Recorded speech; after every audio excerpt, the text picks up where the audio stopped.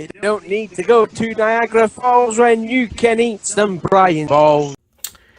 What is up, Diecast collectors and Diecast viewers on YouTube? This is OBB, the Diecast news guy, and I bring you guys with yet another IndyCar Diecast review. As you can tell by this wonderful image that we got on my bronze badge holder.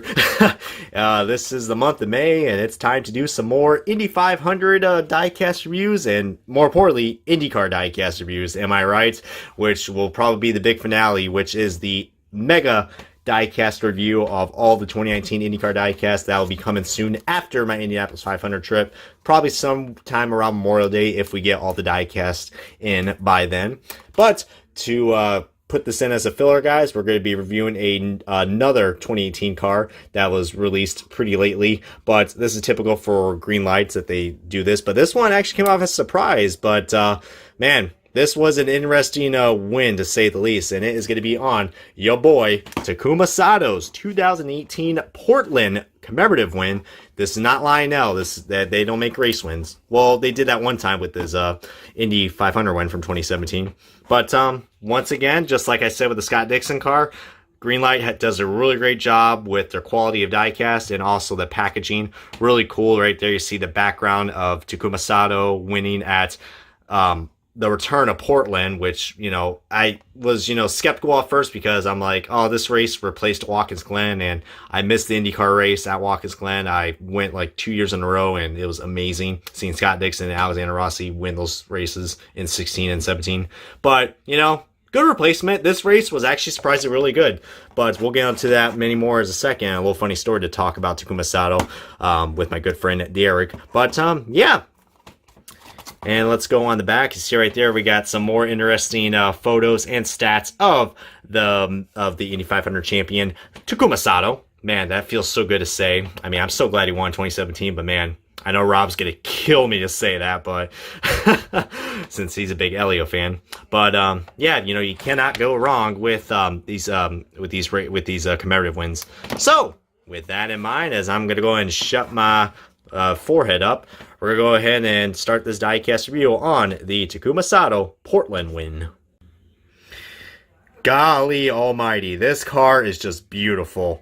The blue really just pops, and the red Firestone tires and those half chrome silver rims.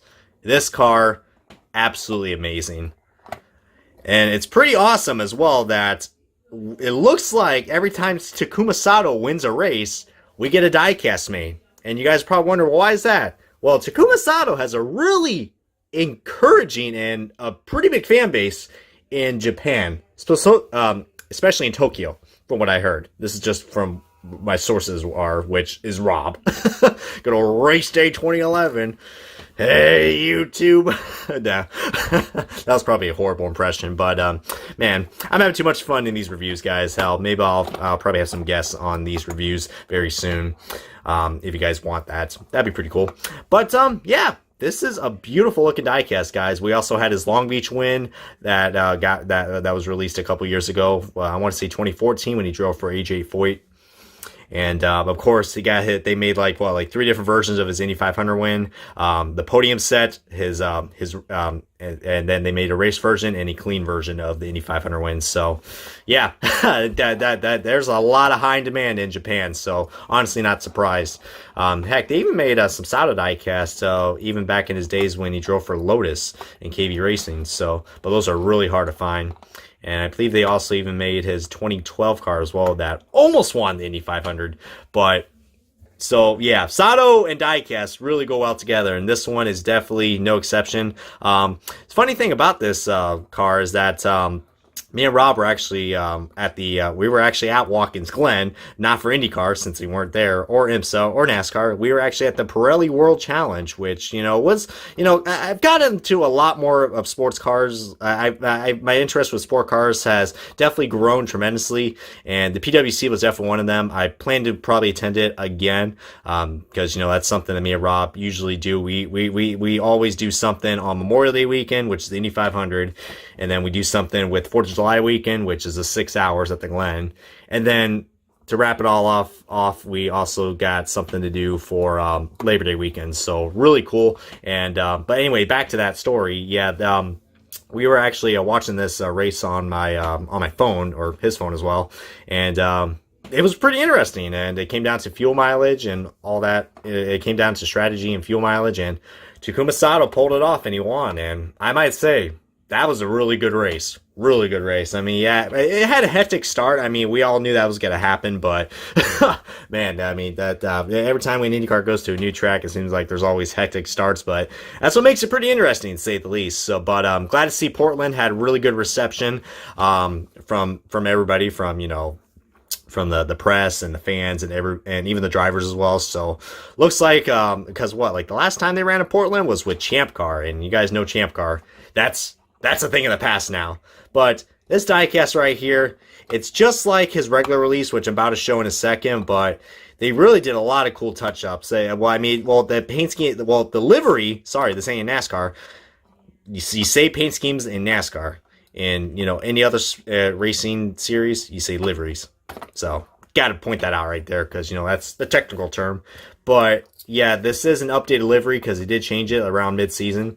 So here is the side-by-side comparison of the regular release from last year, which has a paint chip. Well, no, that's just a little speck of dust. But I love what they did with the blue. The blue is so much more brighter on here. I mean, the green light could have just got lazy, and they could just took the exact same car and just, put Firestone red tires on it, but they didn't.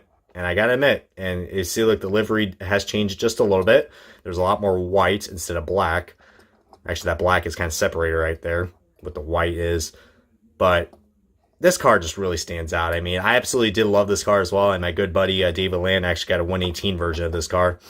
But this is a 164 exclusive, as I can see. I mean, besides the 500 win, I don't think they've ever made a 164. I actually want a 118 raced version, or a raced commemorative one. I don't know why I keep calling them race versions. Damn lie now. But yeah, I mean, there's just so much more. There's so much more I got to say about this car, but I don't want to keep rambling on because I'm just getting so distracted with that blue, man. I mean, that is just the sexiest type of blue.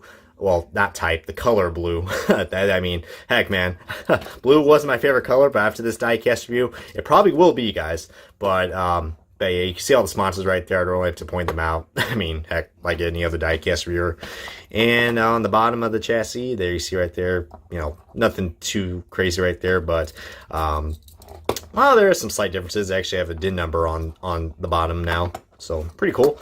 But, yeah, that's, if you guys have any other thoughts and opinions to share about this car, feel free to comment below. And, if your name is Mr. Derek Lewis, like my friend, yeah, my good friend Derek Lewis, probably a little funny story about him. So, my good friend Derek, he's a big Scott Dixon fan, and he went to his first IndyCar race at Texas, in 2017. And we all know what happened with Scott Dixon. Sato pulled a little, kamikaze and just, ran him off the track and wrecked him.